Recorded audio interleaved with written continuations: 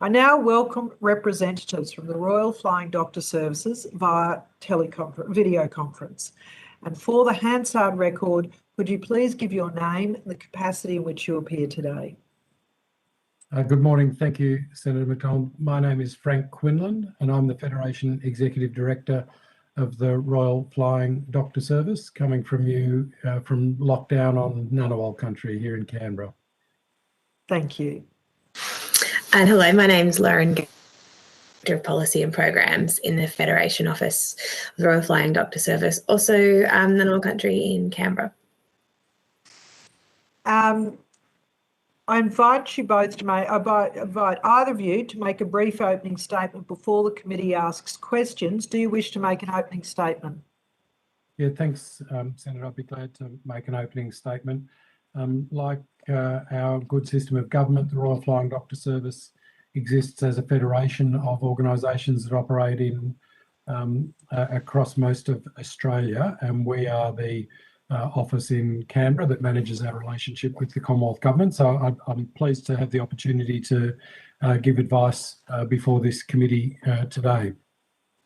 I'm sure you're all familiar with the role that the Royal Flying Doctor Service plays in rural and remote communities, providing critical health services to areas that are a long way from the reach of traditional care, and particularly in places where low population numbers make it unviable for permanent services or commercial services to exist. And we've been doing this for more than 90 years now, and much of it in partnership with the Commonwealth Government, the Australian Government, and state and territory governments. Our services include 24-hour, 7-day-a-week emergency retrieval services from some of these remote locations, from people experiencing medical emergency, and from people who require urgent transport to tertiary care hospitals. And this is in addition to providing inter-hospital transfer services by air and road, primary health services, delivering GP care and nursing care, mental health and dental care, allied health services to people in small communities on the ground, as well as health promotion activities, some of which is provided by air, some of which by road, some of which is supported by 24/7 telehealth services. And in some instances, these health services are really the only services that are available to people living in these communities. We currently operate 77 aircraft from 23 aero bases, along with a fleet of 140 road service vehicles. And these aeromedical retrievals and clinical services are provided at more than 200 remote sites. In 2019-2020, we had 320,000 patient contacts over the course of the year. These included aeromedical retrievals for almost 40,000 patients and 21,000 primary health clinics, over 17,000 episodes of dental care. And to achieve all this, in the last year, the Royal Flying Doctor Service flew some 27 million kilometres. As we often say, 34 return trips to the moon. We've had a strong partnership with the Australian Government, and most recently have found ourselves to be part of the COVID pandemic response. We've provided more than 3,000 aeromedical retrievals since the first was provided in February last year as part of the response. And these have been provided both by air and by road. More recently, we've provided something like 21,000 vaccine doses into rural and remote communities. And in addition to the doses that we've delivered ourselves, by providing logistical support to other communities, we've delivered 15,000 doses to be provided by others. We note the focus of this inquiry today is on aviation matters that are very important to our rural and remote communities. We intended to make only brief comments. We draw much of our expertise from local expertise on the ground, our experienced state-based aviation managers and others. However, we also note that our air operating certificate is held by one of our state-based sections and operations. And our engagement with the regulatory process with CASA and others has been on the basis of us providing information forward through these kinds of processes. But we're very happy to take on board questions that this inquiry might have that we can take back to our sections and operations for further answers. In terms of just a brief sort of outline of some of the key principles that I think we would bring to the discussion, we support the view that reducing the regulatory burden on the aviation sections is very important and should be a key focus of the Australian government and its institutional arms. But we also recognise that safety is a fundamental concern and that these two things are often in tension. The safest plane is a plane that doesn't fly, and that would be no good to any of us. Additionally, any new regulation should provide a value add, and the impact on operations across the sector should be carefully analysed. It's noted that this current process and through CASA industry working groups provides us with the opportunity to effectively have input into various processes and regulatory matters. During the acute period of the COVID pandemic, and I think this is illustrative, there were some associated restrictions and alternative arrangements that needed to be made quite quickly to ensure our operation and to ensure the aviation sector could keep moving. In some cases, these amounted to streamlining, decentralising and cost savings. There is an opportunity to review and to learn from these recent experiences as we go forward. The RFDS recognises that the particular and ongoing efforts of CASA in reviewing its many policies and processes for travel restrictions, for instance, have enabled our operations to continue. For example, those flight examiners or ordinarily required to travel interstate and overseas, either by the Aviation and CASA delegates. This has obviously not been possible, and instead, CASA have made appropriate exemptions and have considered or extended alternative models and arrangements such that our operations have been able to continue. The RFDS is aware that making adjustments in response to the ongoing COVID-related restrictions has come at a challenging time for CASA, with significant organisational change occurring over the last couple of years. And as the committee would be aware, this has seen a move towards a more centralised approach. And while the RFDS is supportive of streamlining these processes to ensure the assurance of safety in all aspects of aviation as a number one priority, it's also our observation that the local knowledge and local connections, which have previously characterised some of CASA's distributed arrangements, have been advantageous to sensible decisions being made in relation to RFDS activities. And this sense of local engagement is something we think ought not be lost in the current review processes. Lastly, we think it's critical that CASA remains adequately funded to undertake all of its delegated responsibilities. We're aware that this is a constant issue and all institutions are naturally required to be as efficient and as effective as possible. But the RFDS is an organisation that since its inception has been reliant on safe and timely and efficient air travel to provide critical services across Australia, and CASA has been a responsive partner in ensuring those arrangements are put into place. And to considering the unique circumstances that might arise for an aeromedical provider in our sorts of circumstances in unique geographical locations. The role of overseeing the aviation industry is a critical one, and ensuring its high levels of safety while improving efficiencies ought to be a task for all agencies. The RFDS is acutely aware that the necessary precautions and restrictions. Quinlan, do you have much more of your opening statement to go? Only a minute to go, Senator, sorry. Thank you. It was only to say that while there has been a need to plan for recovery, the government and regulatory bodies, primarily CASA, must be appropriately resourced to ensure these tasks are undertaken and in order to ensure the agility and responsiveness that provides support to organisations like ours as we respond to these kinds of crises. I'll leave my opening statement there, Senator. I'm happy to take any questions. Thank you. Thank you very much.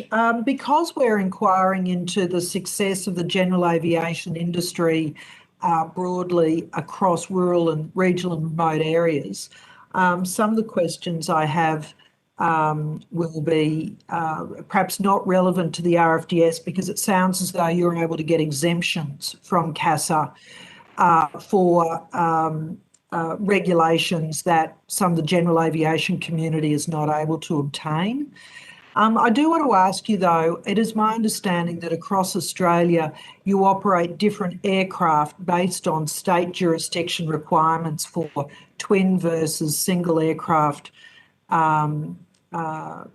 engine aircraft, I should say, twin versus single engine aircraft. That's correct. Can you expand on that? Which states allow you to operate the Pilatus, the single engine aircraft, as opposed to the dual engine aircraft? Sure. In simplest terms, I think you'll find it's a sort of east-west dichotomy. So the Pilatus aircraft are operated single engine in West Australia and in central operations, and the twin engine aircraft are operated down the east coast, the King Airs.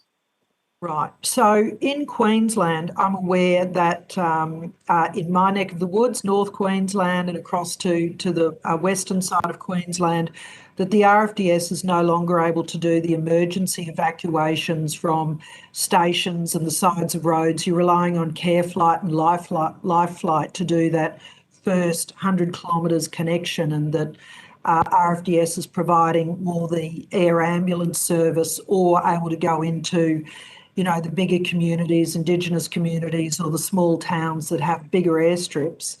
How are you going about that? Are you acquiring rotary wing aircraft, or are you dealing with that differently in different states? Do you find that using the single engine aircraft gives you more flexibility to land in remote places?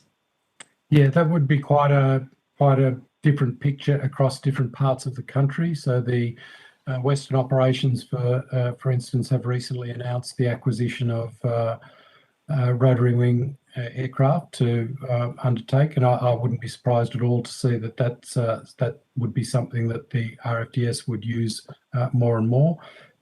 As I understand it, some of those restrictions you're talking about relate to landing capability on short strips and so forth, and again, that will be operations that will be provided differently in different jurisdictions.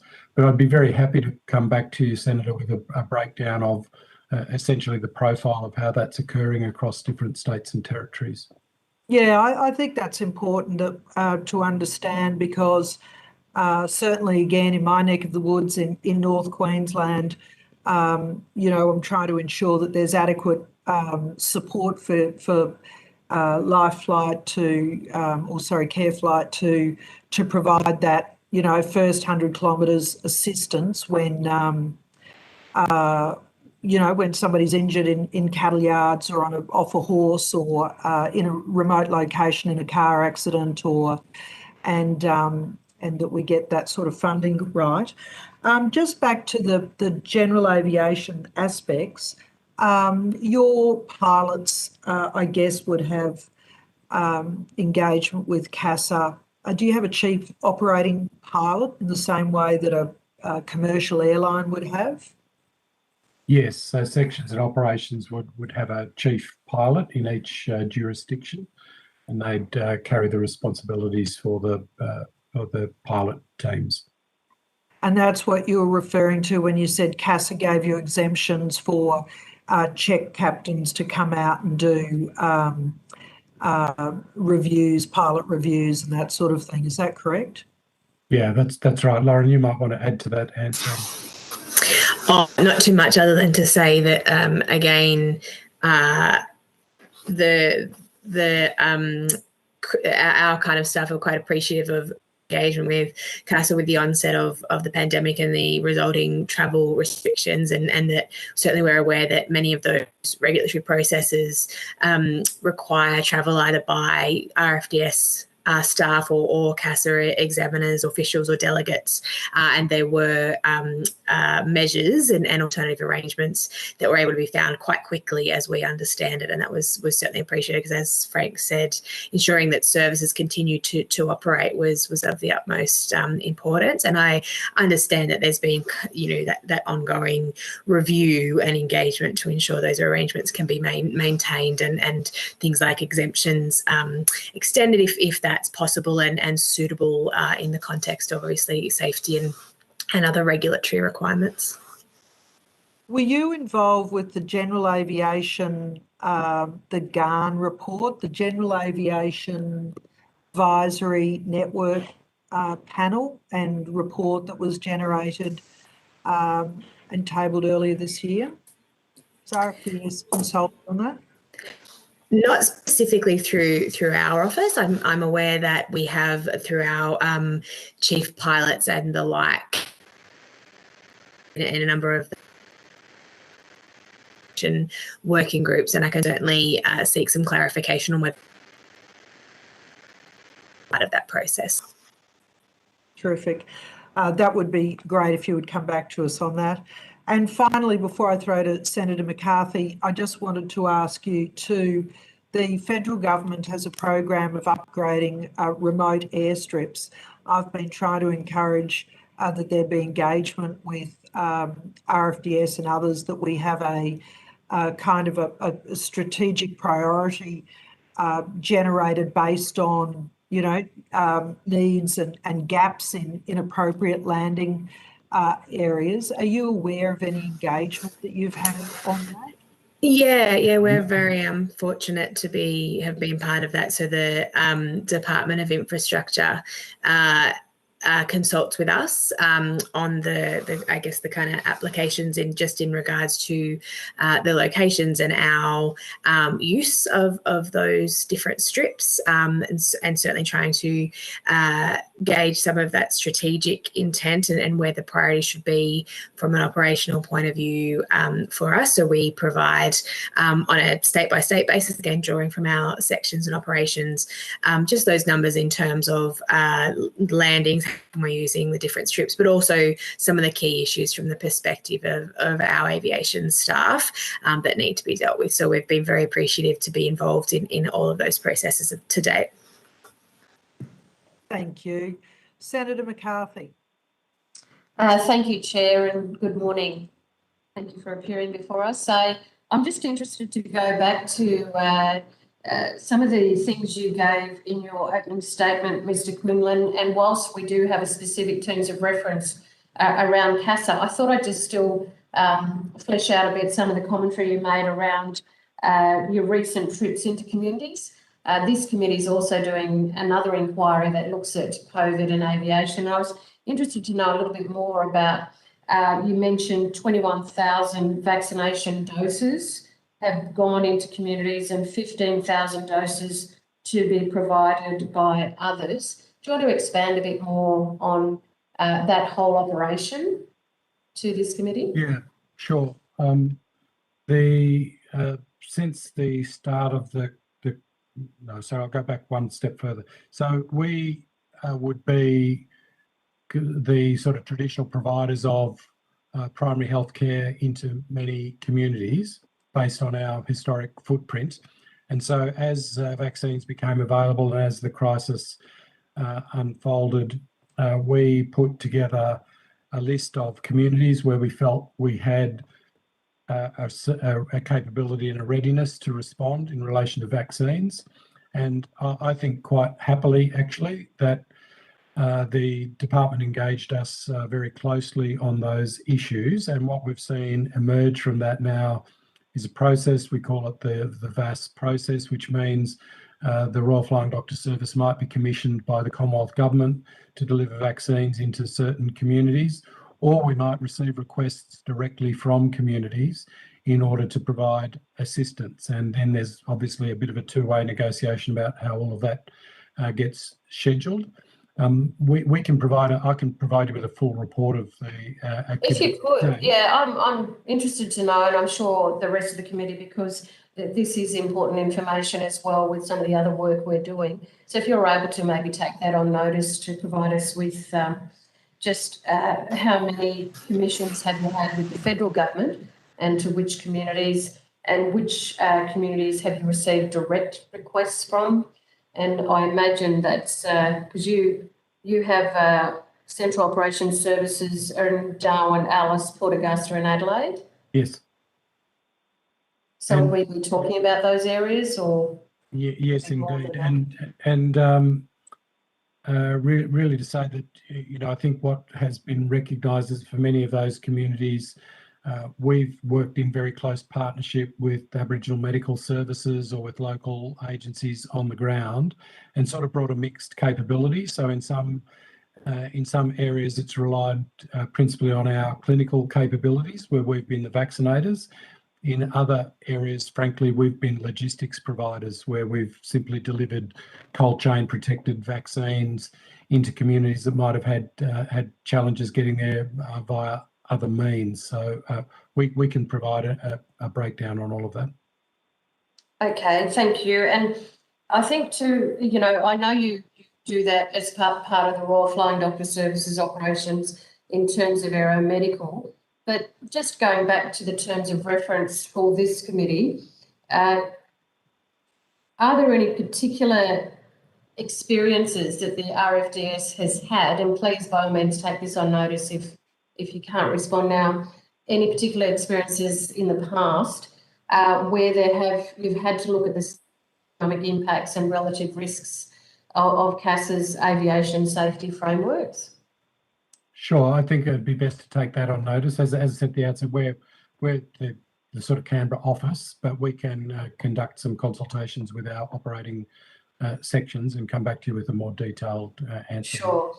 And you did say in your opening statement that you had interaction with CASA. Can you just let us know how you do that and when do you do that? Sure, and I think I described there the CASA working groups, the various industry working groups that CASA has. So we would have representation on groups such as that. But we're also, as I think we tried to say in the opening statement, engaged through local sections and operations, being engaged quite locally with CASA on very specific issues.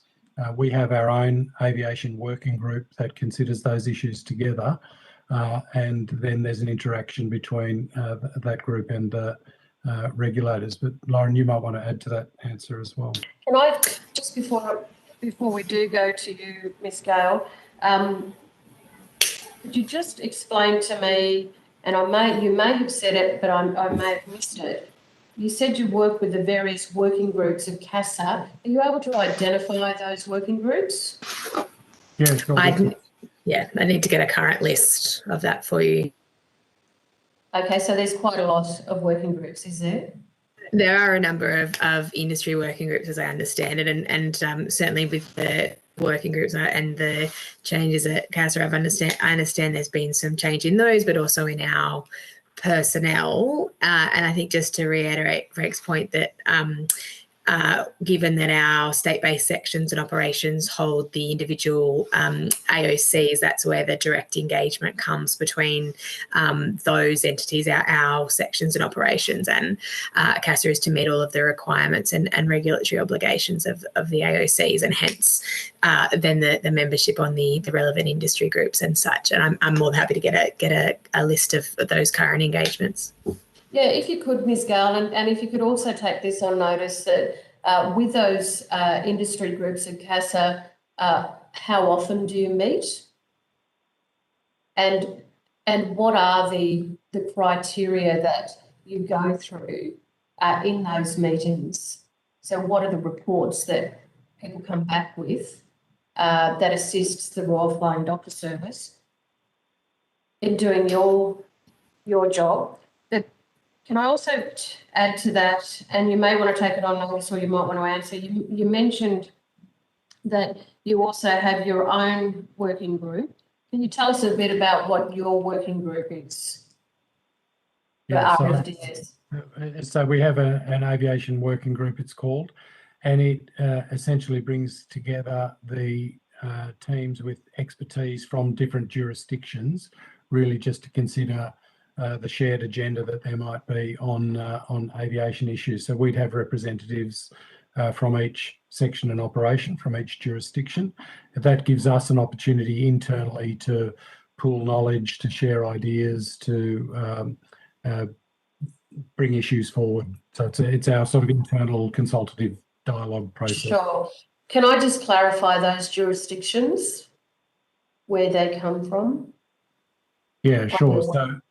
So it'll principally be our what we call our operations. So our Western operations covering Western Australia, Central operations covering South Australia and Northern Territory, Queensland section, which covers Queensland, and Southeastern section, which covers New South Wales, but which also, by arrangement, delivers services into Victoria and Tasmania.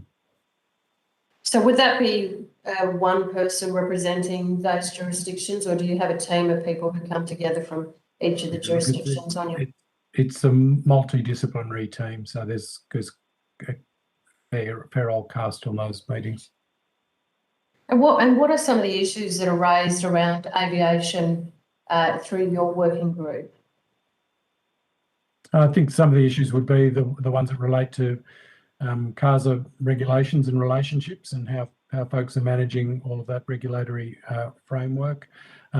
For instance, as Lauren said earlier, we'd take the issues around the runway improvements and upgrades to that group, so that we're able to, across the Federation, establish our own sense of priority and canvass sections and operations for views on where investment could be best made. So that was when you were talking about the extensions, when the chair was asking in relation to airstrips in remote communities? That's right, yes. Can you give us any examples? Sorry? Can you give us any examples of some of those airstrips in communities that you've had to focus on? Yes, look, I don't have the list in front of me, but we certainly could provide that list. All right. Chair, I'm conscious of time, so thank you very much for that. Thank you very much, Senator McCarthy. And look, I think we are out of time. I'm very grateful for you providing evidence to the committee today. If there's anything that you think that you didn't get an opportunity to touch on or raise, please don't hesitate to provide that to the committee, so that we can consider that as part of our broader examination of general aviation regionally and remotely. The RFDS does an amazing job across Australia. We are all big supporters, and we really do appreciate all the work you do. Just a big shout out to Dr. Bowley and Matt Isa, who's an extraordinary person, and a lot of people wouldn't be alive without it. So, thank you, Senator. And similarly, Senator, if we can provide any further information, please consider us a conduit to the operating sections on the ground. We'd be very happy to take forward any further queries or any information to serve this committee's objectives. Thank you. We're very grateful. Please go with the committee's thanks.